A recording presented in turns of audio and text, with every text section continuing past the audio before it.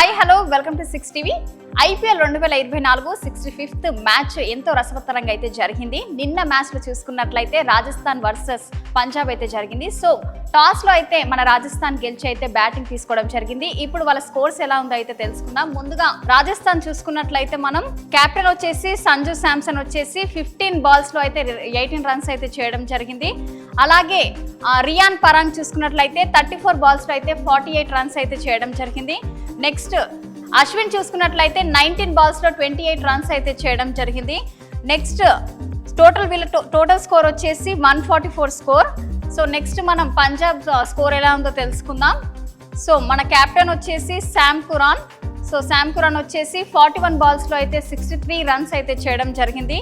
Next Jitesh Sharma వచ్చేసి 20 balls లో 22 runs అయితే చేయడం జరిగింది.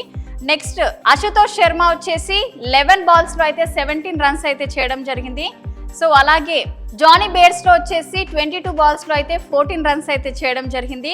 నెక్స్ట్ రిలే రొసవ్ చూసుకున్నట్లయితే 13 బాల్స్ లో 22 రన్స్ అయితే చేయడం జరిగింది. సో పంజాబ్ టోటల్ స్కోర్ చూసుకున్నట్లయితే మనం 145 స్కోర్. సో నిన్న గెలిచింది అయితే పంజాబ్. సో 5 వికెట్స్ తో అయితే పంజాబ్ గెలిచిందని చెప్పవచ్చు. సో వీళ్ళు ఏ పొజిషన్ లో ఉన్నారు, సో ఎవరు ఎలిమినేట్ అయింది అనేది మనమైతే ఐపీఎల్ పాయింట్స్ టేబుల్ లో అయితే చూసుకుందాం. రాజస్థాన్ రాయల్స్ చూసుకున్నట్లయితే సెకండ్ పొజిషన్ కి అయితే వచ్చింది. సో 16 పాయింట్స్ తో అయితే సెకండ్ పొజిషన్ కి అయితే వచ్చింది. సో నెక్స్ట్ మన పంజాబ్ కింగ్స్ చూసుకున్నట్లయితే 10 పాయింట్స్ తో అయితే నైన్త్ ప్లేస్ లో అయితే నిలిచింది. సో పంజాబ్ కింగ్స్ అయితే ఎలిమినేట్ అయిందనే చెప్పొచ్చు. సో నిన్న జరిగిన మ్యాచ్ లో అయితే మనము రాజస్థాన్ రాయల్స్ అయితే సెకండ్ ప్లేస్ కి అయితే వచ్చిందని చెప్పొచ్చు. సో మరో అప్డేట్ తో మళ్ళీ కలుద్దాం. చూస్తూనే ఉండండి 6 టీవీ.